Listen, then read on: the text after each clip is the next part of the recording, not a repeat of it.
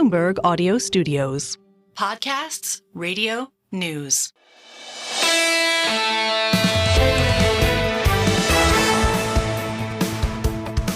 Single best idea on a Monday before an eventful week. Of course, Chicago.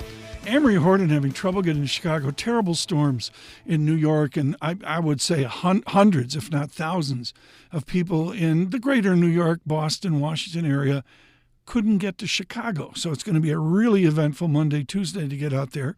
Of course, President Biden speaking, and with all the emotion to his Democratic Party.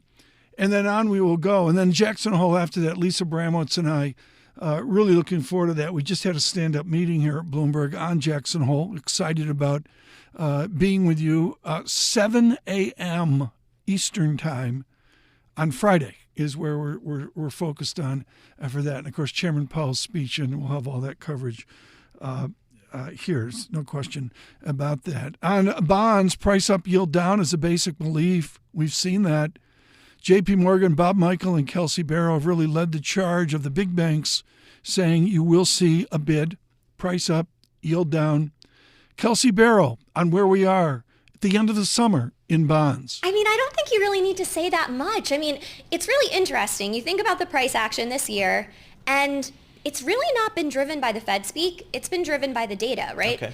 The market has reacted to the data. When the data suggests that there's risk of upside on inflation, the market reduces the amount of rate cuts for this year. When that unwinds, the market prices in more rate cuts. So I actually don't think that Chair Powell needs to say that much.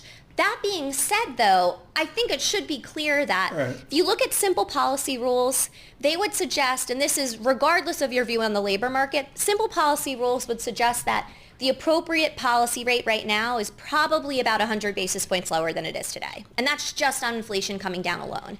Because the Fed, they don't see the Fed funds rate static for the last 13 months. They actually see the real Fed funds rate has risen 150 basis points in the last 13 months. That's equivalent to 5 more rate hikes. So policy has been getting incrementally tighter for the last year.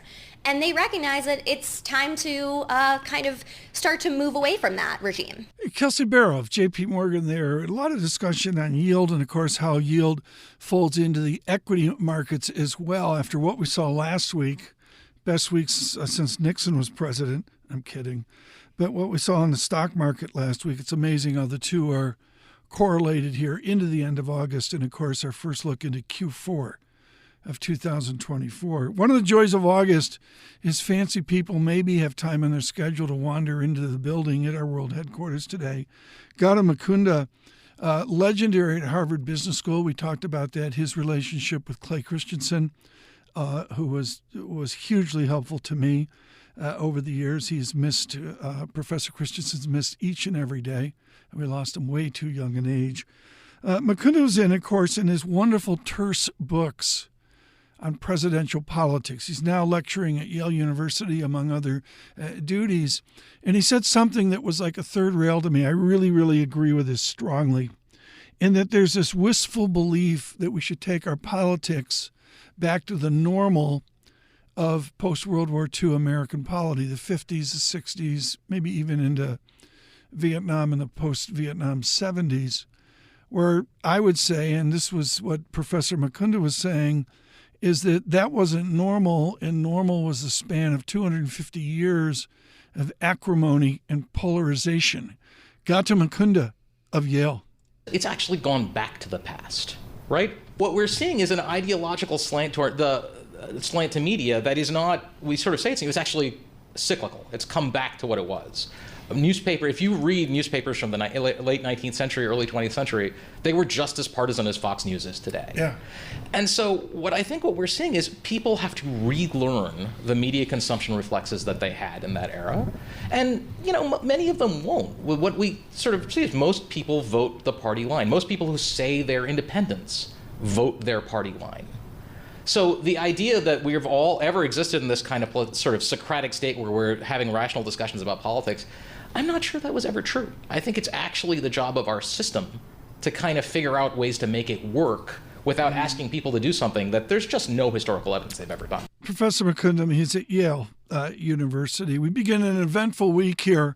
And of course, part of it is our study of technology. We are just blown away by the YouTube development over the summer. Can't wait to get the ending August statistics. Got a couple more weeks to go on that. We're out at Apple CarPlay, out at Android Auto.